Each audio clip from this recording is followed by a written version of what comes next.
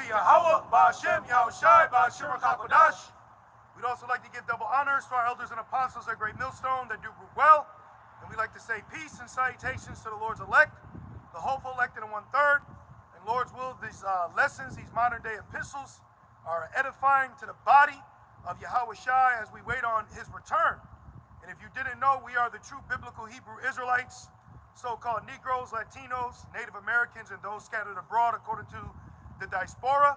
And ultimately, at the end of the day, it's our spirit that is bearing witness with this 100% truth that's been given to us through the Holy Spirit, which the world, starting with Israel, rejects.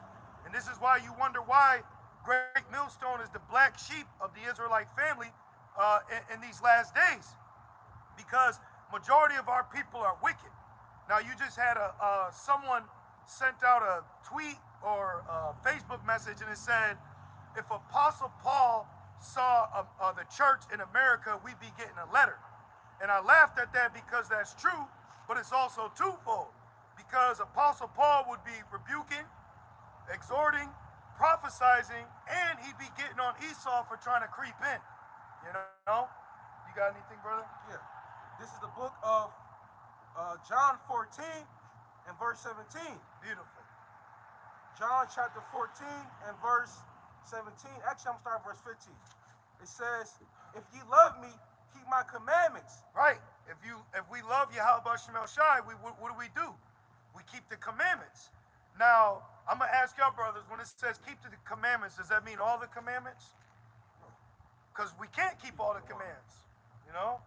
So, bro, we can't keep all the commandments on this side. So we have to realize what Yahweh Shai is speaking of here. So they got something called the golden commandment, you know? Love the Lord with all thy heart and soul and mind, and love thy neighbor as thyself. Because when you start going deep into the commandments, you realize there's commandments we can't even afford to keep. Like Feast of Unleavened Bread is coming up, right? Now, in the Feast of Unleavened Bread, there's a sacrifice that's required.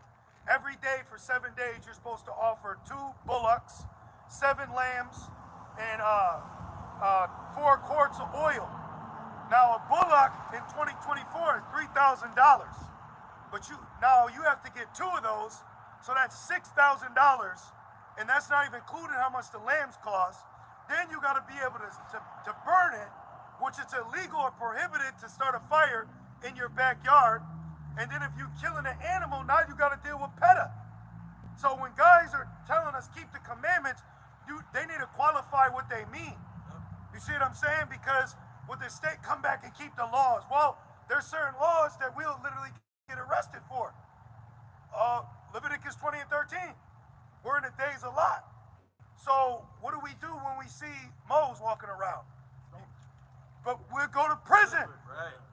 So when guys say come back and keep the laws, they need to qualify what they mean by that.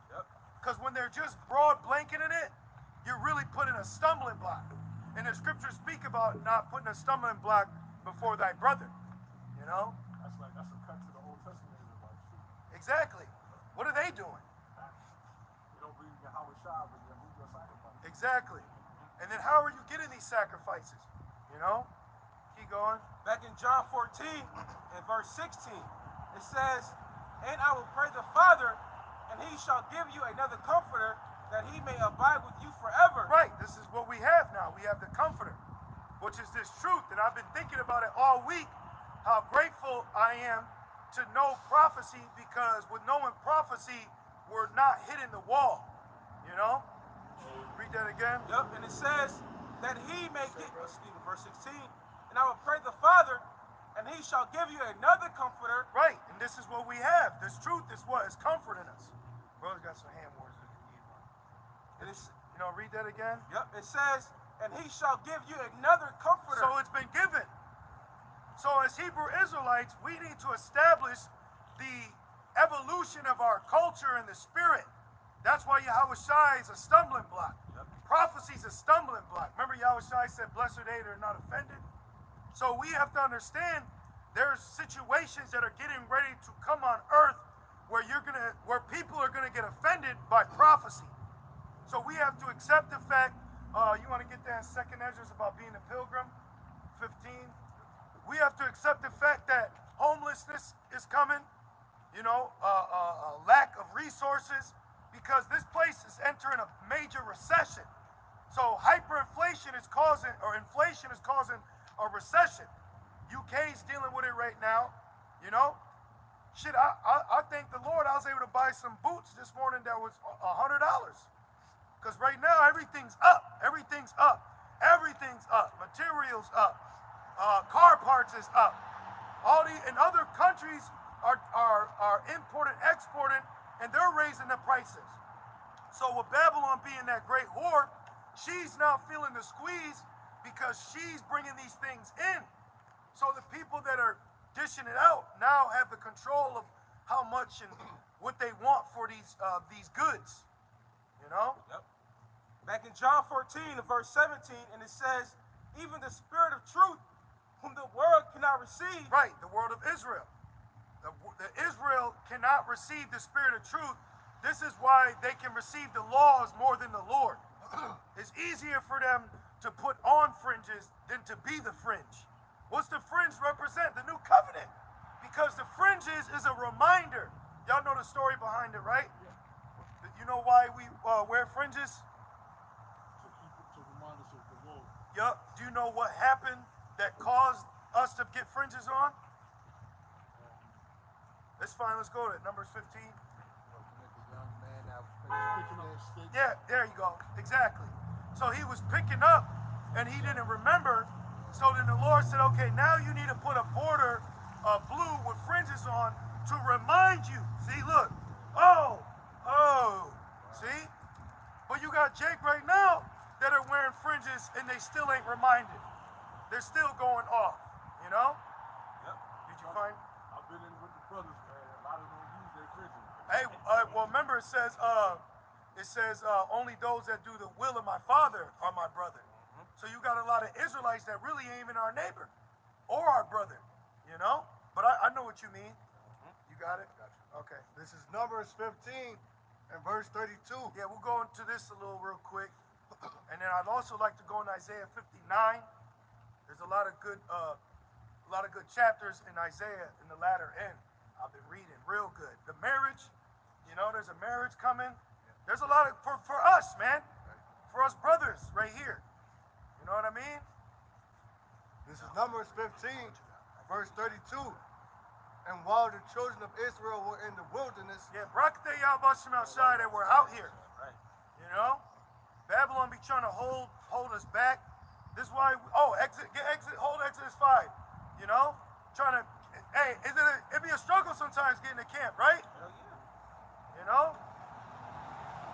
So hey, be happy, be thankful when brothers can make it, man. You know what I mean? You got it. and while the children of Israel were in the wilderness, they found a man that gathered sticks upon the Sabbath day. Yep. And Working. He was working. So what's gonna happen to us if these camps see us working on the Sabbath? Right. What are they gonna do? I'm gonna say, you that without sin, you stone me then. Right. Whatever one of you that's without sin, then you cast a stone. And then they say, and then they'll use Paul, well, we're dead to sin. Well, then so am I.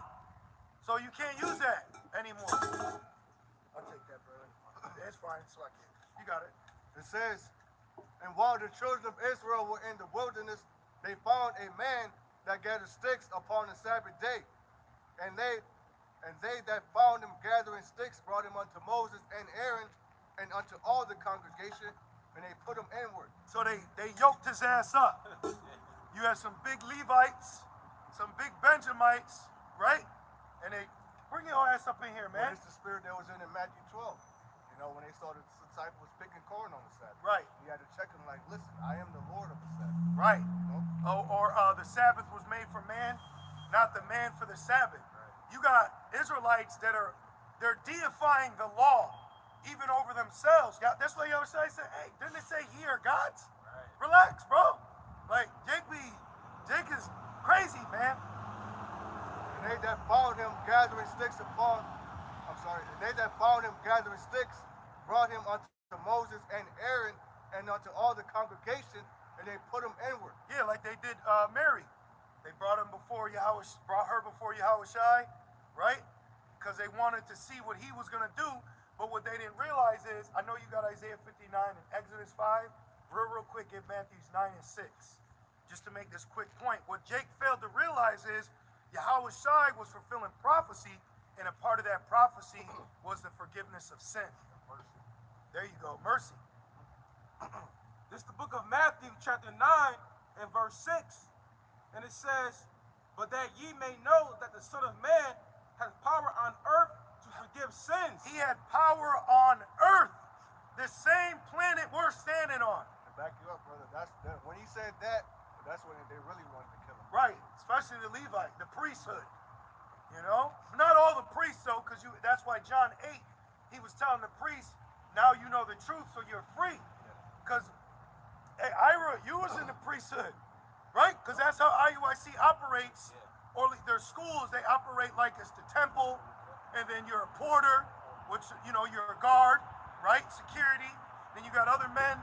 So then it's kind of like operating in the same fashion, but you also got to apply grace within that. You see? So read that again. Yep. Sorry, does I read that again? Matthew 9 and 6, and it says, but that ye may know that the Son of Man hath power on earth to forgive sins. There you go. So the point is, Yahushai has forgiven us for our sins as the sacrificial lamb and the peace offering. You know that? Let me ask you, brothers, this. For Passover, why do we drink yayan?